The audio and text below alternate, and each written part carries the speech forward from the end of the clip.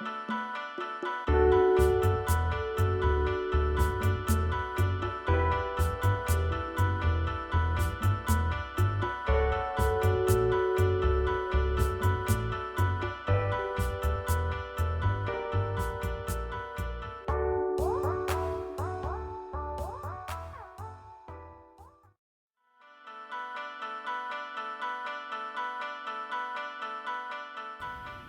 afternoon, I'm Lance Parvin, and with me the lovely Beth Schwartz is stopping by. We're going to call this section our update with Elevate. Elevate magazine, to be more specific. This is the newest issue. Beautiful. That's correct. And that's October. October. What is this vote yes on to?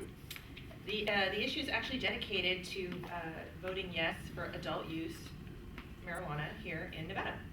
What are your feelings on that? Well, I got to tell you, when I first started with the magazine, I was kind of torn on recreational, but now that I did the cover story and I did all this research, and I found that our medicinal cannabis industry is going to really bloom, no pun intended, is really going to bloom if recreational passes. The patients are going to have better access to medicine, they're going to have better medicine. It just really is going to do a lot for the entire patient group. And so that's why I'm for question 2. And I'd like to see it regulated. I would really like to see marijuana regulated and to wipe out the black market. And I feel like this is one way to do that. Okay. I'll give you my opinion on this, and then we'll talk about more of the regulations. So with the yes on to, I think the one thing that needs to change is the semantics of wording. I think that's a problem, and that might be the reason why some people are pushing back against it. I think medical versus recreational use, and that could be with regulation, that could be kind of controlled. My thing is this, is that it should be legal. Why? Because no one should control a plant that someone has access to that's been proven, I don't know, for a very long time to have medical benefits. So we're at a very interesting point right now, because as a consumer, you know, if you find out that for so long you've been told something doesn't work, and then you have a cascade of studies that show the extreme opposite, it does work and it works better than the pharma industry, you're going to get a lot of pushback. I think in regards to medical, how to define medical versus recreational, and that could be with anything, any medicine can be abused. So that's a key component, I know, with regulation. What have you found in the community from some people that you've talked to? Are their feelings on this vote? What do you know, and it was hearsay, I was curious. Well, one of the things I was most curious to find is if question 2 doesn't pass, what does happen to the medical marijuana industry in this state? Yes.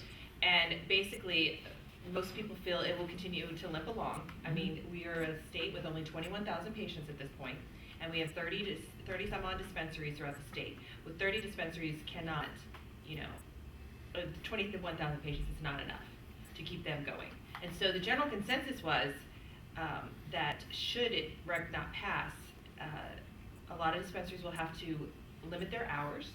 They'll have to be open, just a couple days a week in order to survive and, keep their doors open. Some will have to close.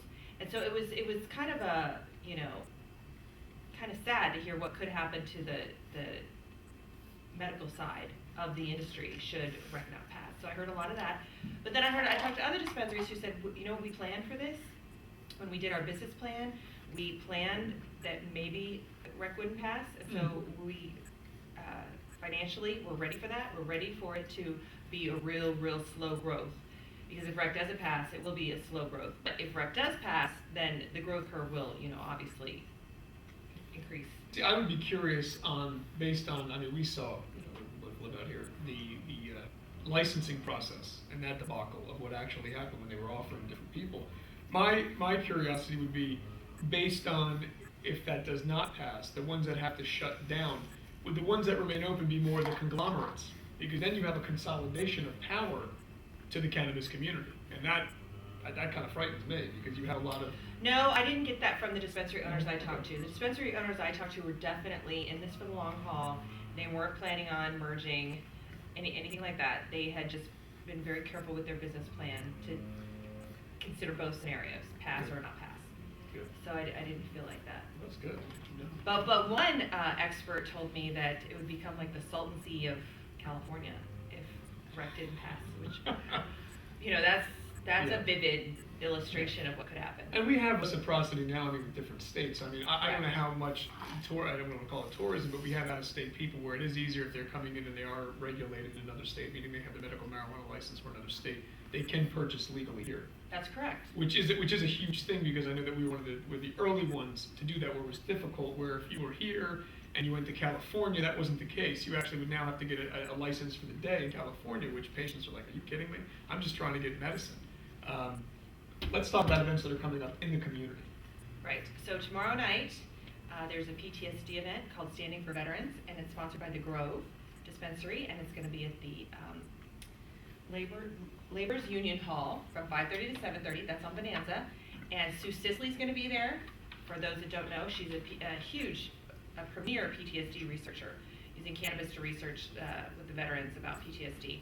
Also, Congressman Dina Titus will be there. State Senator Pat Spearman, and a gentleman, Roberto Pickering from the Battlefield Foundation, is also going to be there. So it's going to be like this panel seminar to address PTSD for the veterans. I think it's great. I think it's amazing. And I mean, it's such a positive thing for our vets, where most of the stuff now, from what I've seen personally, is that there's very heavy pharmaceuticals that are given to pretty much keep them in a haze. Right. It's not positively affecting PTSD, but a lot of veterans who are medically able that have tried cannabis, they go, you know, it's the first thing where I can actually think.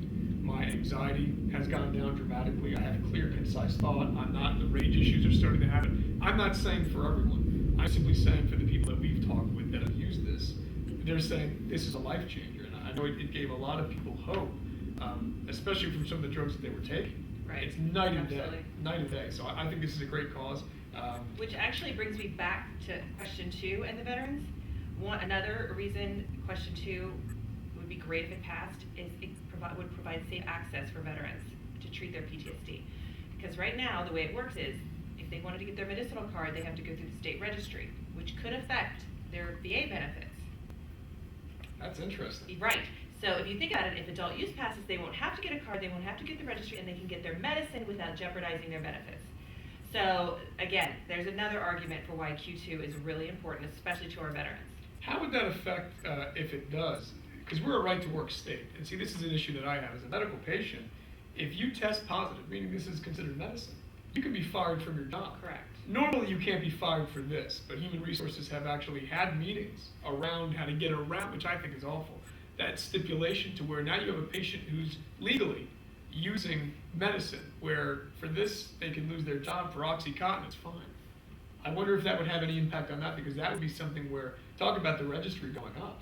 I think a lot of people don't go down this route because they go, it will affect my job. Exactly. I think you'd be surprised how many people are waiting for recreation to pass on November 8th because they are concerned about being in a state registry and who has access to that. Yeah, I agree. Which, you know, the state claims only they have access, but you know, if you're dependent upon those benefits and your family's dependent on those benefits, you can't risk that. Yeah, no, it definitely causes a very slippery kind of slope, and again, people don't want to risk. They're like, well, I can medicate, maybe it'll work, but I'm going to lose all my benefit. You know, it's putting someone in a very bad position. Any other events that are coming up that you can talk about in the future that Elevate is a part of, aside from this month? You know what? That's all we really. Okay. Yeah. Well, you'll have to let me know. Definitely have to come back. Thank you, Yes, Beth of Schwartz, for course. stopping by. Always great to see you and talk about cannabis. I'm Lance Parvin, and we'll see you soon.